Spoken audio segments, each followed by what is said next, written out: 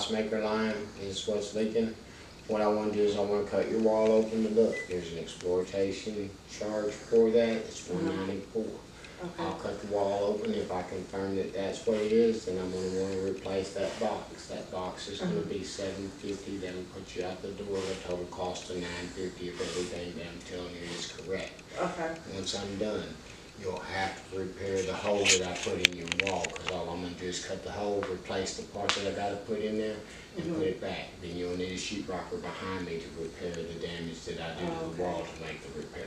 Okay. So just to make sure I'm hearing you right, it may be the ice maker line In the wall. in the ice maker in the wall, which is why it's dripping on this whole side over here. That's right.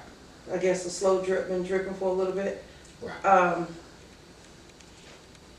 And I think that's why, I don't think that the guy that was here was getting a good lead, because he's probably doing what he's doing out there. And if the meter's not losing enough water, it won't register as a loss. Okay. So they're not getting a good reading that way. And that's the reason why I'm wanting to cut your wall open, is to confirm what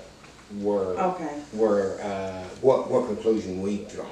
Okay. Was it, I mean, which is fine. Is it something that we did, or is it just like a faulty line in there or something like that? Something probably, this house ain't that old. How old is this house? It's going on 4 years. Yeah, it's just probably, it could be several things. It may be whenever they went to sheetrock in the wall, they screwed a screw through the wall, and the screw went into the pipe. It didn't leak then, but over the 4 years it's rusted out. Now that nail ain't there no more, or it's not, maybe not be all the way gone, but it's enough to where now it's letting it drip and leak. Okay. That's one of the things that I've seen behind the wall in the setting you have right now. I'm not saying that's going to be here. Right. And I'm the reason that I'm wanting to do the exploration first is to confirm what I'm saying. Once I confirm that, then I'm going to go straight into replacement, and that's why I'm giving you the prices of both items, so you can know, okay, if this is right, if he is right, then this is where he's going to go, and this is what we're looking at for price. Okay. How big of a hole? Probably about a 12 by 12. I'm a woman. As big as it's out there. Okay, and it's just a piece of sheetrock, and that can be repaired. So it's like I say, when I cut the piece of sheetrock out, a person that does it for a living can literally come in here with like 1x4s and put them on the sheetrock where the hole is, like this, where it's halfway on where the hole is, and then half of it sticking out. Put the old pieces I cut out right back into the hole, screw the screws into there, and then all they got to do is tape and bed it and texture it again, paint it, and you're done. It's really a simple process. Okay. We just don't do it. It's the plumber's not. Gotcha. What was I gonna ask you? And when it's all done, at first your refrigerator will be pushed back and you won't even see the hole. Right. Until you get somebody. Till I get somebody in. When you make the hole, make repairs, you're gonna just leave that hole there, or will you cover it with something?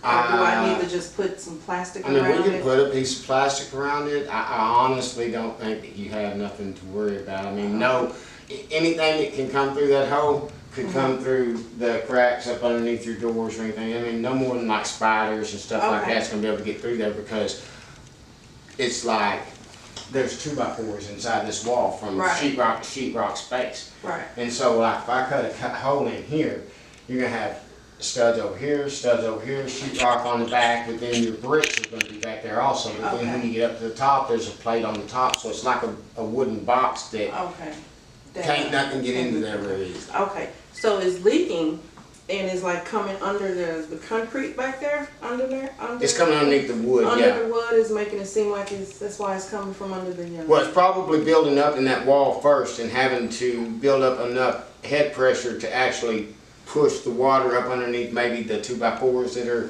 just nailed to the concrete. Or it may be building up enough in that wall to come up over the top of that stud and then run down. So what I'm going to do is I'm going to do what I got to do here, but then I'm also suggest that we get a water extraction company to come out here and assess what kind of damage you've had done to your home.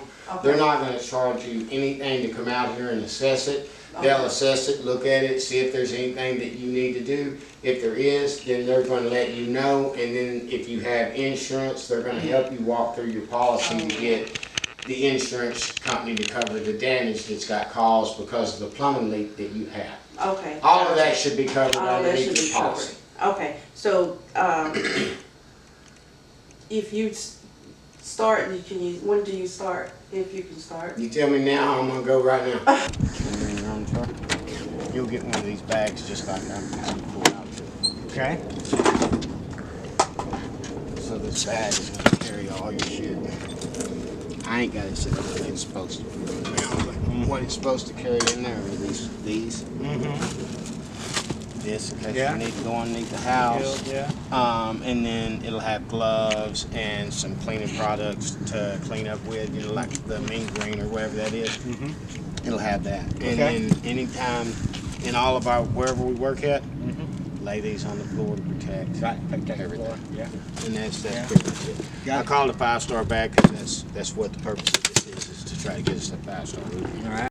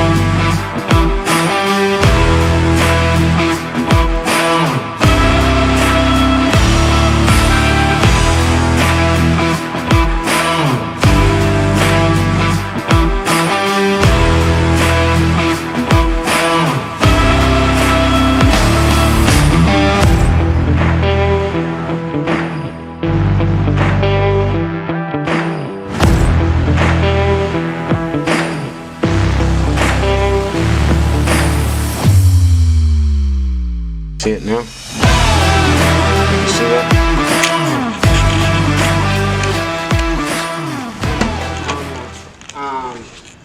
There's like a Remax or you know the insulation, the piece like kind of like a piece of cardboard. Okay. They put that on, then they put your outside siding on. One of those two nails shot through it. Yeah. So I'm gonna cut that section out, splice it back together, and you'll be fixed. All you'll have to do is fix your sheetrock wall. The hole that I cut out, it's actually going to go like this and then a little jump up this way. You'll probably have to buy a new piece because that sheetrock is totally drenched with water. Is it?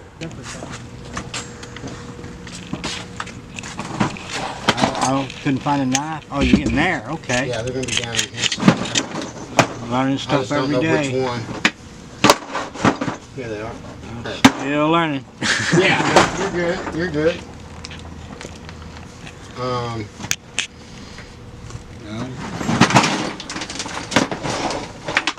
Looking for the freaking the ones that the smaller ones, the different ones. I got some right here. See these? Oh, there they are. Okay, cool.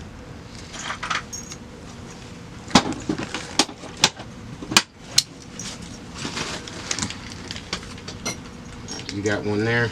Yes. Here's one right here too.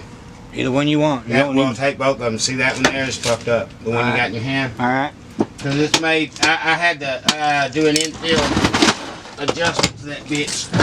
Right there. Work with print 3/4. Oh, we gotta have the cutters too. Yeah.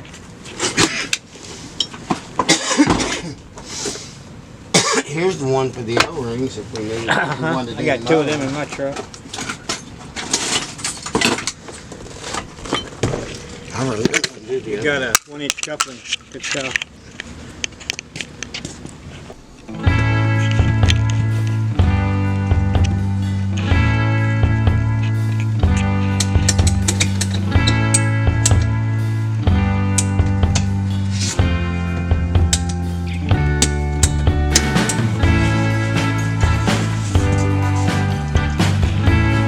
Bigger than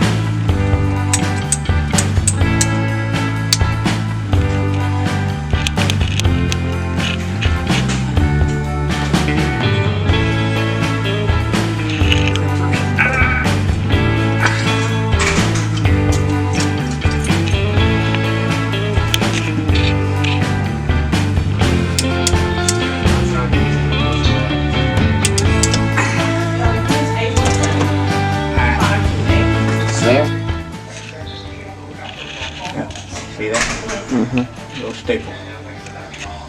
That's what got it. To be honest, way a little bit. He's pretty fast.